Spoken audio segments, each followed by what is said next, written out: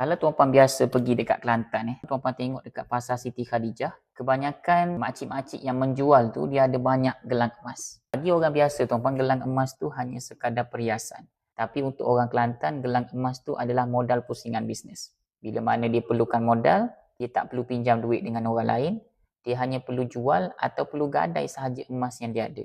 Bila dia gadai dapat duit, dia teruskan bisnes, bila dapat keuntungan, hasil keuntungan bisnes tadi dia tebus balik, dapatkan balik emas yang dia gadai tadi. Jadi itu cara orang bisnes fungsikan emas. Kalau anda orang bisnes nak belajar simpan emas, tuan-puan jangan risau, emas ni banyak manfaat untuk orang yang buat bisnes. Jadi kalau anda yang tengok video ni, peniaga, belum ada emas, hari ni cuba belajar simpan emas, tak ada masalah. Untuk permulaan ni, mula dulu dengan RM100. Mula dengan RM100, cari ilmu. Bila dah ada ilmu, tambah simpanan emas seiring dengan peningkatan ilmu.